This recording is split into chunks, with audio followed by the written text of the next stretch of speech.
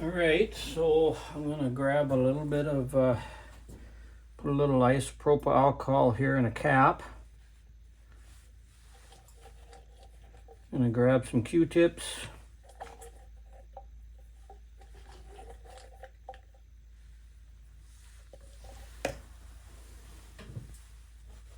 Got a clean towel here. I've already oiled the piston, but you know, there's a little bit of dust that somehow got on that. I'm going to wipe off the mating surfaces from any obvious dust here on the crankcase. So I'm going to take some rubbing alcohol and I'm just ensuring that there's no grease, hand oil, you know, from my skin. That is just from the oxidation of the metal here. But anyway, just giving the mating surfaces a really good cleaning with some alcohol. Then I'll use another Q-tip, and if necessary,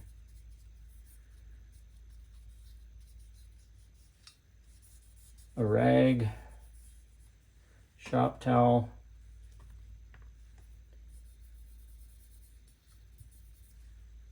Just don't want any oil on this when I put the gasket maker. I am going to use some aircraft gasket maker on the gasket itself. So I'm going to repeat this on the piston. So for now, I'm going to carefully move the piston so I can gain a little bit easier access to top of the crankcase. I've already done this once, but after installing the piston and oiling it, you know, I just want to ensure that I've got this fairly well degreased. Maybe it don't matter, but I think it's worth it, so I'm going to try it. I'm going to use the clutch here to help me grab this down. Bottom dead center there.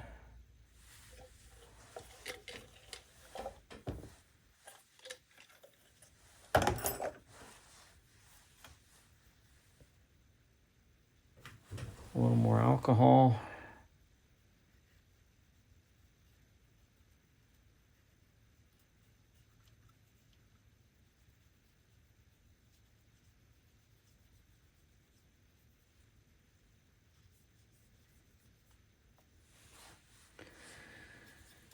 Okay, now I'm going to start drying it up a little bit.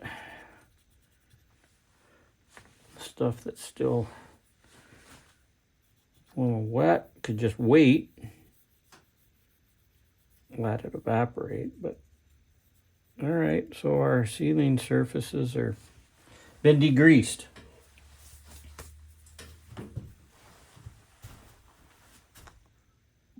All right, cylinder and piston assembly. Let's see how this goes. Preparation is key here, right? Clean towels or a clean bench, gloves, extra gloves.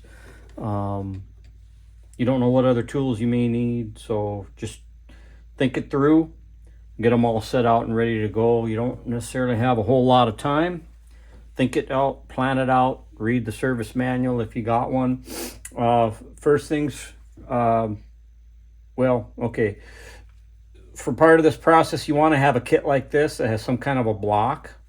This is going to fit underneath the piston when we raise the piston. It comes with these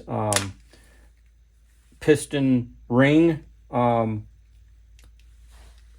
clamps. So this is going to be used to, you know, clamp the the ring on the piston to fit it inside the cylinder. Doesn't really matter whether you do it this way or that way. You're just gonna, get it compressed. Don't forget that your piston ring over here has got a gap, and then there's a guide pin in there within the ring channel.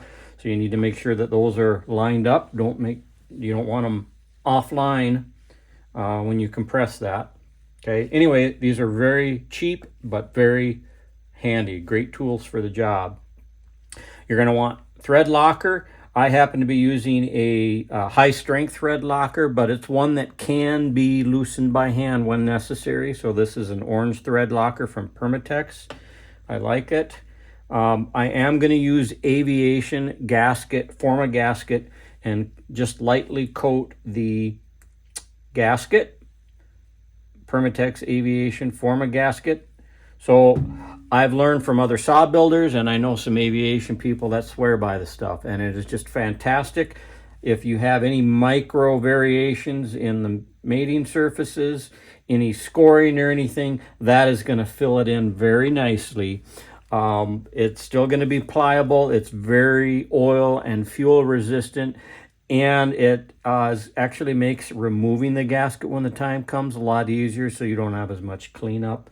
And it's replacing the function of grease. You may see that you lightly coat grease on that, and what that's meant is just to fit it on the cylinder, for example, so that it sticks as you're fitting things together. So that's going to serve that purpose, and we're going to put that onto the cylinder.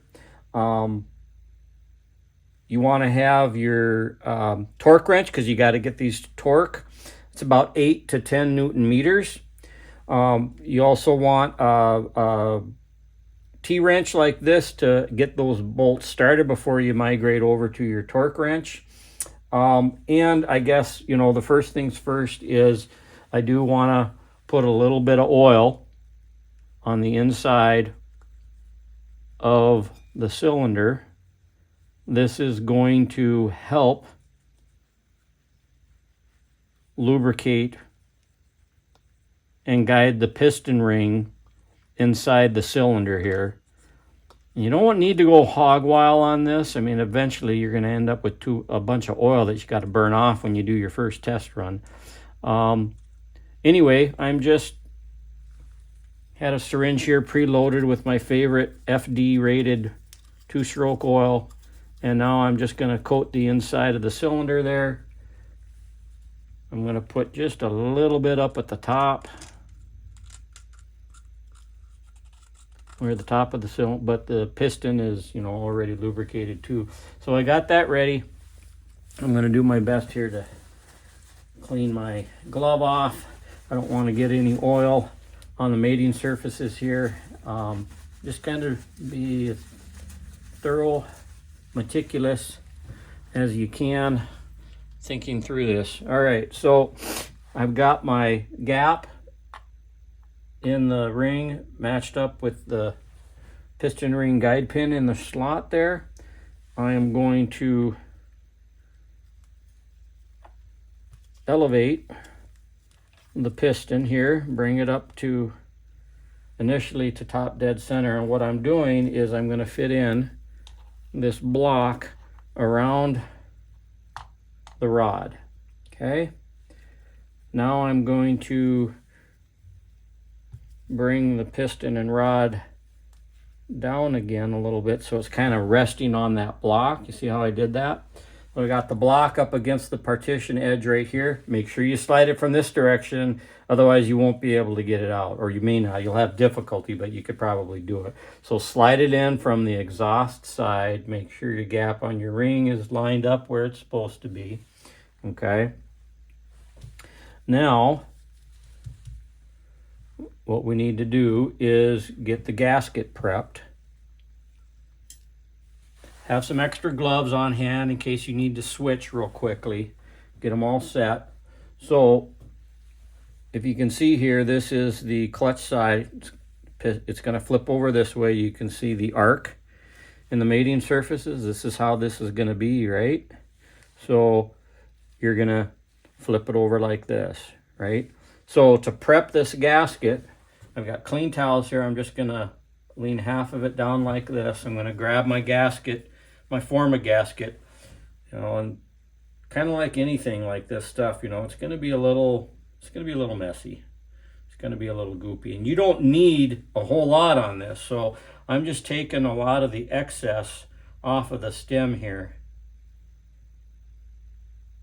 You don't need a bunch of extra stuff getting down into the cylinder and all that kind of good stuff, right? So I'm going to start by just, you know, lightly coating it here.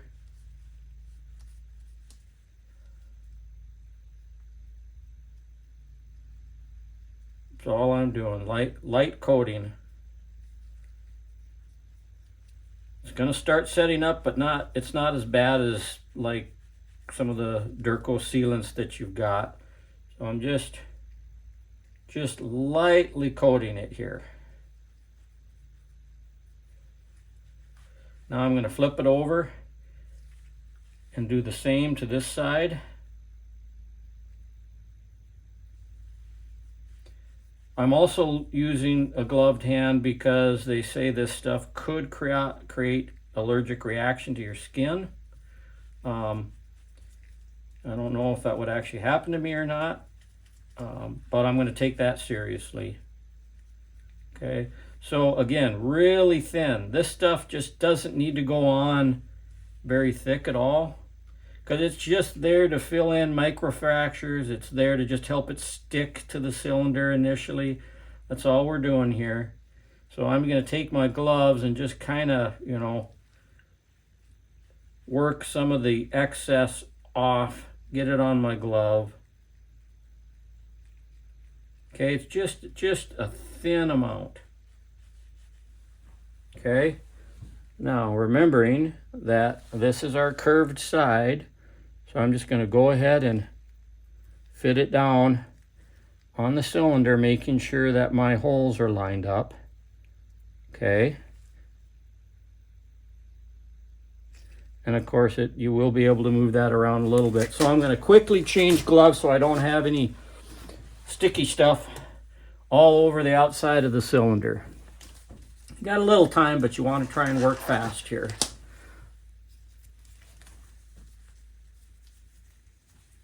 Okay, now grab your ring compression tool. Grab the cylinder in one hand, the compression tool in the other. Okay, we're going to flip over the cylinder. Now I'm going to fit my compression tool around the ring, and I'm going to get it right near the very, very, very edge of that ring. So I have a little bit of space between the top of the, you can see there, a little bit of space between the ring and the top of the cylinder. That gives me a little bit of purchase there for the cylinder to grab the ring. Now I'm eyeballing the guide pin and the gap, making sure that it's centered. And now I'm going to very carefully line up the cylinder around the top of that piston, and then press down while I'm still pressing on the piston. So what I was doing there is pressing down on the piston, losing my thought here, the ring. So I've now passed that, okay? So I want to try and keep things centered, and I have not hit the gasket because there's a lip on the cylinder. I'm trying to keep the cylinder rod kind of centered here, and now I'm going to keep the cylinder aligned with the crankcase. I've got it all the way down, and I've made sure that my intake boot here is in place. So now it's time to grab our cylinder bolts. and the thread locker. Now you don't need to go crazy on this, right? Okay, and I'm just going to drop that in place where I need to. I can, on the intake side, I can do that by just inserting them from down below.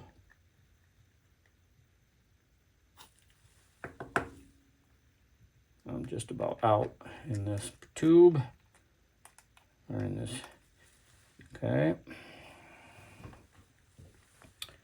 So I'm going to do the same thing on that side, kind of get it in place.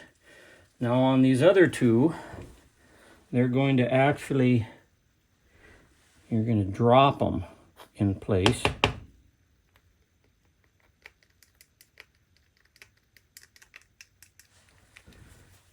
Okay.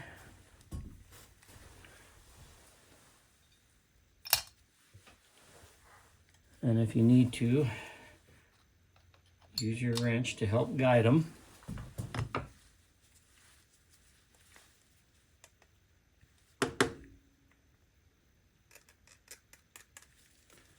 Okay.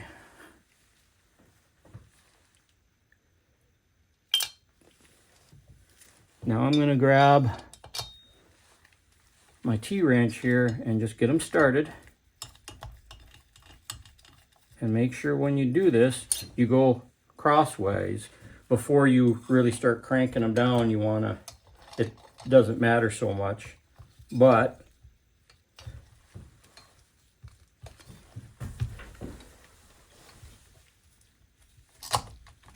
I'm having a problem finding that. There we go.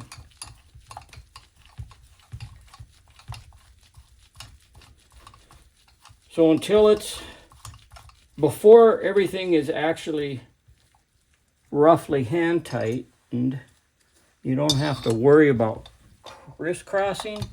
It's just a good habit to get into though, so you don't forget that. Because if you don't crisscross your tightening pattern, then you may not get as good even pressure around that gasket.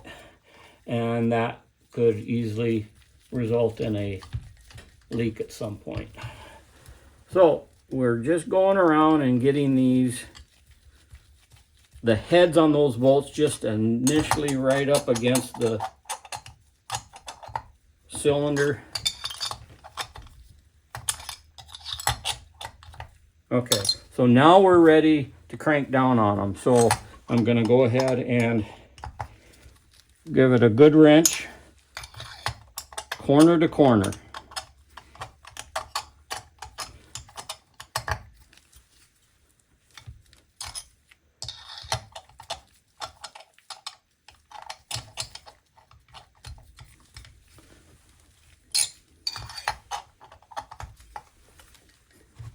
Okay, now that I have that done, I'm going to grab my torque wrench. I already have this set. 8 to 10 Newton meters, I'm going with 10. Okay. 1. So I was already really close just by hand. 2. 3.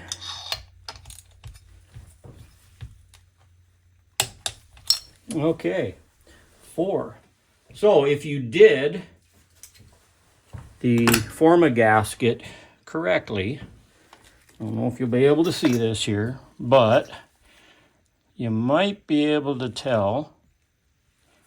You can see a little bit of the gasket that's oozing out there, but it's not much, so it's not really like gooping out. If you apply just that thin film that I mentioned, you'll be fine. There won't be any excess getting inside the cylinder. So basically, we have the cylinder assembly in place, appropriately torqued with the intake boot on. Next steps are going to be either to start with the exhaust side, which I probably will, and then eventually finish fitting the airbox and carburetor assembly. All right, so all right, let's get the muffler on here. So first thing you're going to need to do, the heat shield actually goes on first, then the exhaust gasket.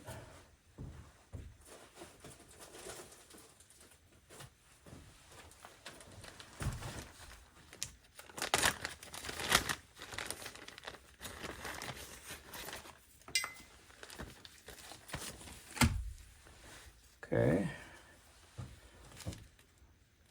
Now these are larger, the muffler bolts are larger, and you probably want to, well, I at least like to use some Loctite. These things need to be checked frequently, and they can loosen, so I like to use some Loctite. You know, unless I have a real reason to, I'm not needing to take a peek at the cylinder.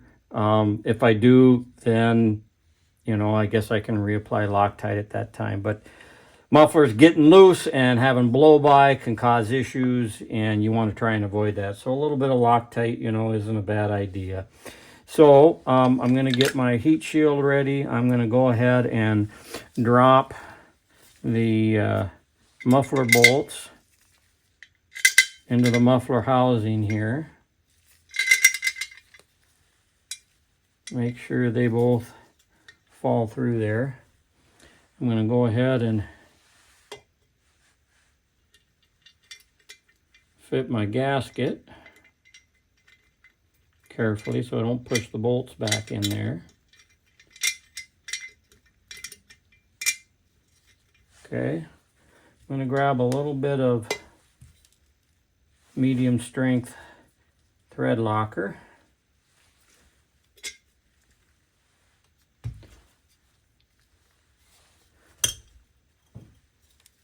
And get that applied.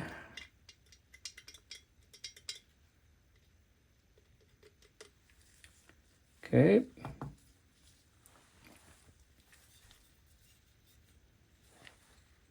And actually I probably should have put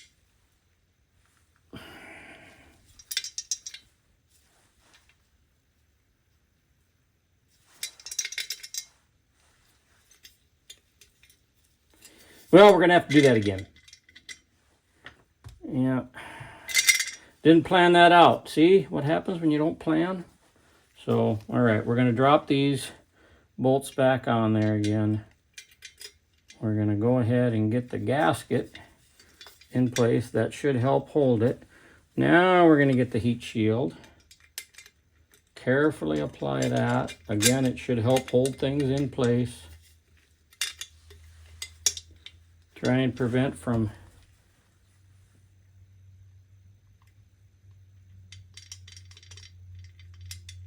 pushing those back in. Okay. Now, these bolts are actually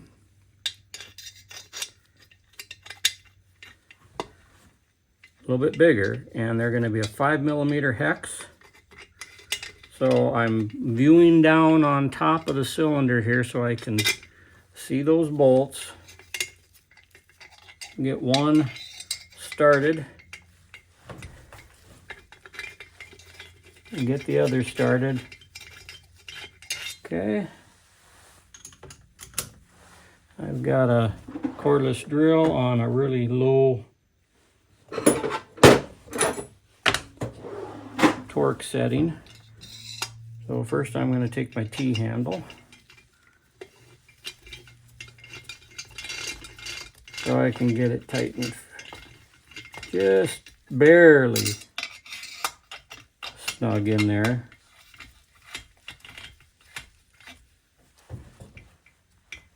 Okay. Now I'm going to crank down each of those just by hand. Now I'm going to grab my torque wrench. See if I can move this so you guys can see it a little bit better. And I've got the, let me see here, 5mm. And I've already got it set to 10 Newton meters, which is for spec, and that's identical to the cylinder bolts. There's one. There's two. Okay, we're not done yet. Not by a little bit.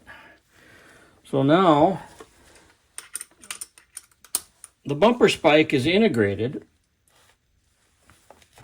with the muffler. I actually don't really like that design, and it's just kind of a pain to deal with servicing it. So, and these are actually case bolts. Okay.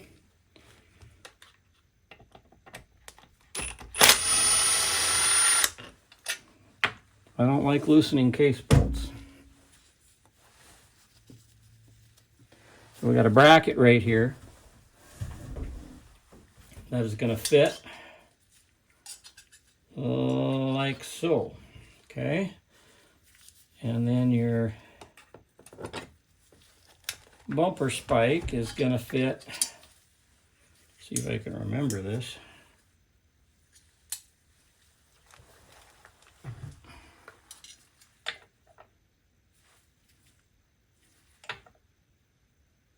There's where it fits. You do it the other way around, it's sitting down too low. There's how she fits. Okay. But the bracket on the muffler needs to go in first, right? And since these are case bolts, probably a good idea to use thread locker. And of course, since those bolts go through the damn oiler,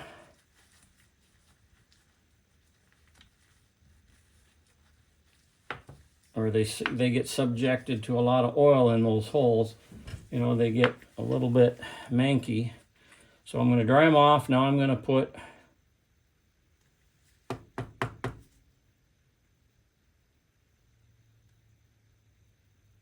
some heavy duty thread locker on those bolts. You probably couldn't see that. So now let's get this fit again. Let's get our bumper spike up here. Let's go ahead and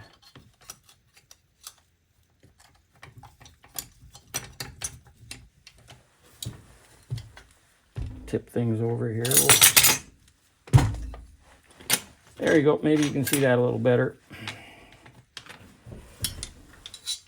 All right. Nothing ever goes smoothly. Sometimes we get that one started. Okay. Now these are going to be 4mm.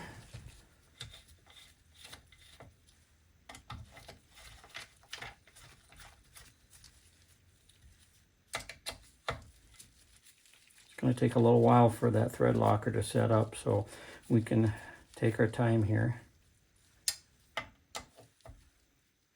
Okay, so those are just barely snug. I may have to loosen them again because we have 3 other ones that we have to fit yet. And 2 of them are shorter, 1 of them are longer. The longer one goes into the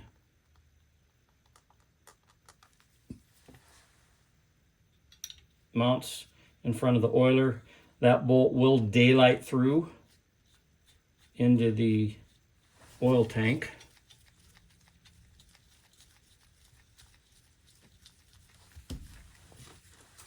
I'm just gonna expedite things here a little bit. All right, fortunately everything's nice and lined up here. I don't probably need to do this, but I'm gonna put thread locker on these 2 as well.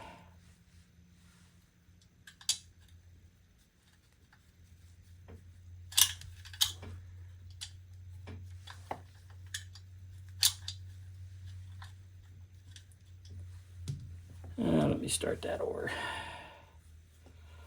Get these covered in thread locker. And I'm going to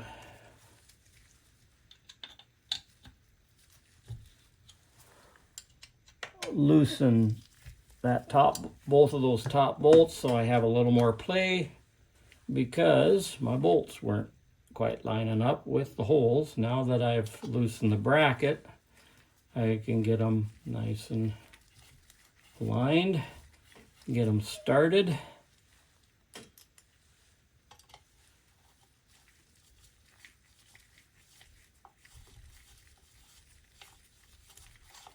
All right, now we can start sending things home.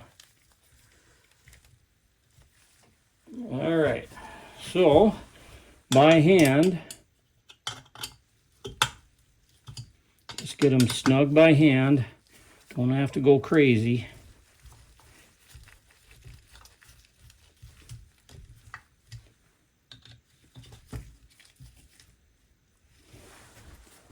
Okay, do our case bolts here.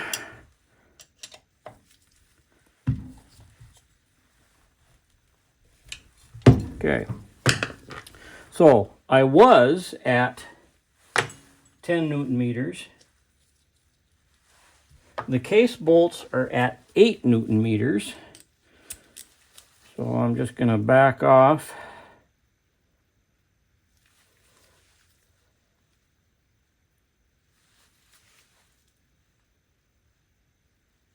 to 8 and finish.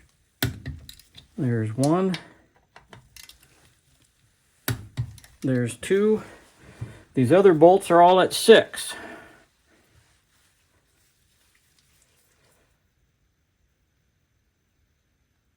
There's 6.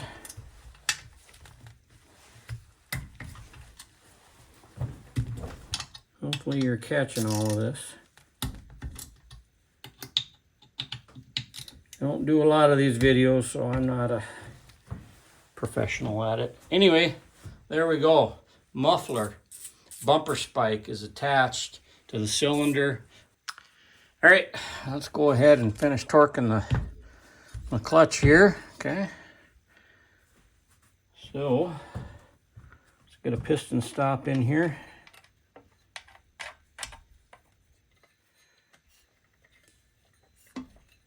Okay, so remember, you're going to go left tighty on this, right? Reverse threads. So the clutch torque on this needs to be around 35 Newton meters based upon the service manual. So let's go ahead and power on our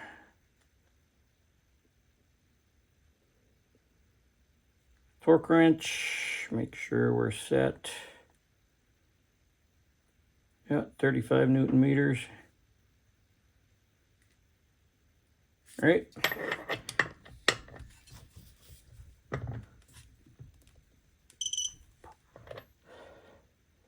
Not quite there.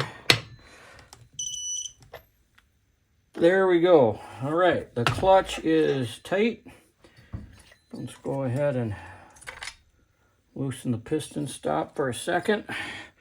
Move around to the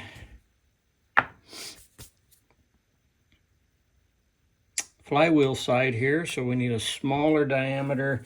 If I remember correctly, I think that's 12. Be right back at you.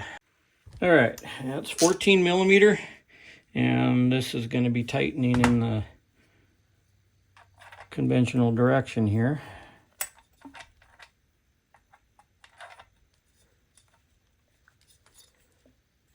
Okay, make sure the pawls are out of the way.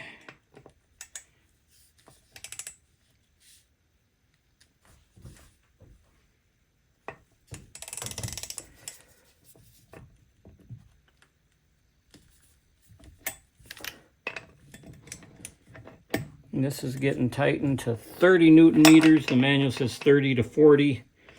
30 will be more than sufficient. Okay, and if you lose your grip, you're going to have to work with those pawls again. I'm just trying to get a different angle, a preferred angle on this.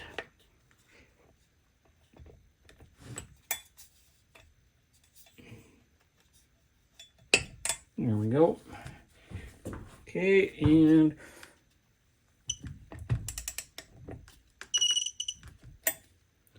.7, there we go. All right, we will loosen that. There we go.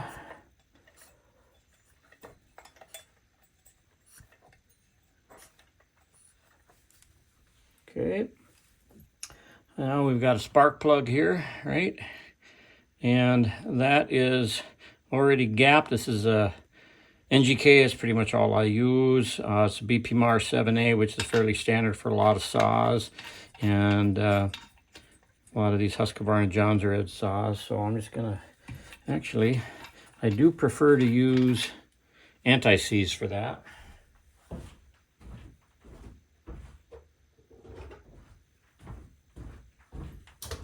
You may not, but if it's done right, it actually is an advantage. It lessens the risk that you're going to have galling and any seizing occurring.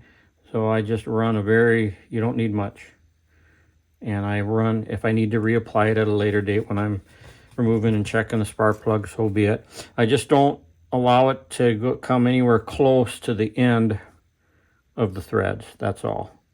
That way there is, no risk that there's going to be something on the end of those threads that's going to react with fuel and get down into the cylinder assembly. It's probably not much of a risk, but I just apply it a little bit, a little dab will do you, just ensuring it doesn't get out to the edge there, okay?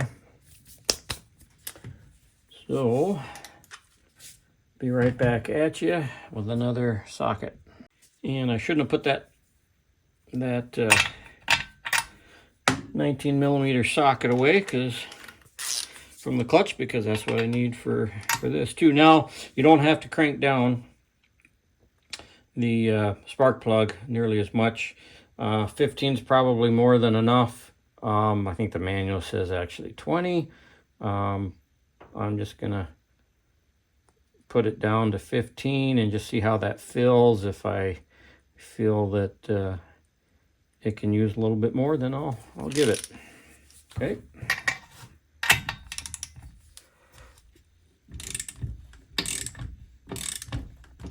Initially, yeah, I'm going to give it 20. It could definitely take it. So those crush washers in there, it takes a little bit for those washers to compress. But anyway, now it's properly torqued, and so we probably have quite a bit of compression here. So it's going to be time to, well, I don't have the intake on there, so we are able to still move this by hand pretty easily. So one of the things I'm going to do here while I'm looking at it, I haven't researched the setup time and circumstances for aviation make a gasket, and it's possible that might be anaerobic. So I can see that it's gleaning. What little bit came out from installing the cylinder, it's gleaning. So I think it takes a while. I don't think it takes that long to set up. I think what's happening here is that it's most likely anaerobic, and so it won't actually set up. The gasket sets up on the mating surfaces because those end up being anaerobic, but where they're not anaerobic, maybe they don't set up, although on this side it looks like it really has set up. Anyway, I'm not worried about it.